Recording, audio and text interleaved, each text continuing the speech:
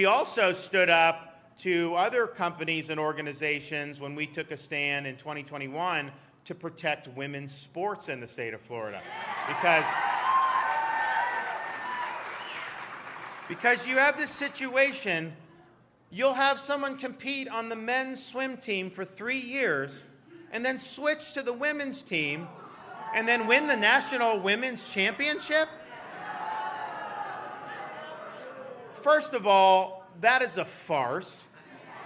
When the NCAA is crowning that swimmer the women's champion, they are asking us to be complicit in a lie, and we're not going to be complicit in a lie.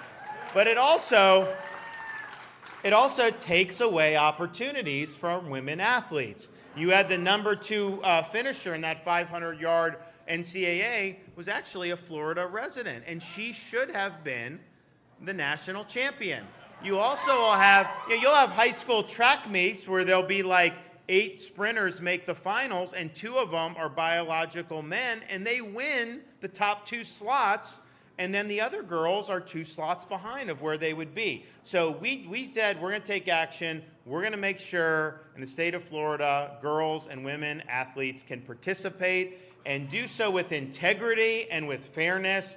And we were told that if we did that, some companies may get upset, and the NCAA may even boycott Florida as a place to have events. And so all I said was, you're going to boycott Florida over this? Go ahead, make my day. I am not budging on this.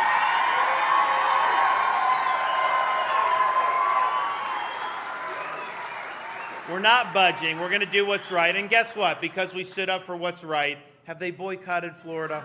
Of course not. But it's indicative of something that I call the woke mind virus when you see some of these issues. And some of it with the athletics I think is fundamentally unfair. There's also movements that I think are even more shocking, such as they're taking minors and they're doing things like sex change operations on minors, okay?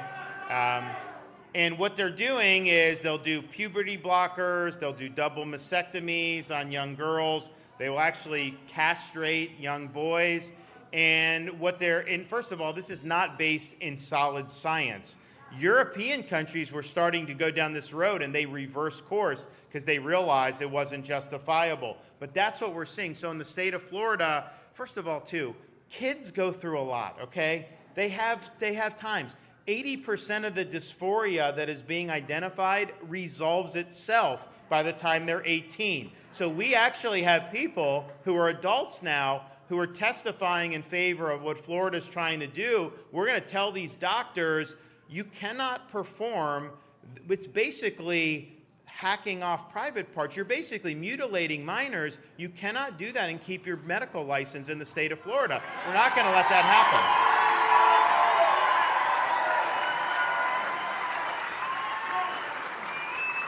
But so that's working through kind of our Board of Medicine. We're going to work with the legislature, do more next session. But we have adults who will testify in favor of the policy who got these operations when they were minors, and they now really, really regret it. And so we just got to be real here. In the state of Florida, a 15-year-old girl cannot go get a tattoo. So we're going to say that it's fine to cut off her breasts. Come on, that's not right. It's not acceptable. But it's an example. It's an example of woke ideology infecting medical practice. And so it has implications broader than just this one issue. So we're fighting all of this. All we're trying to do is just rely on common sense. And we're fighting the wokeness because, quite frankly, it departs from reality.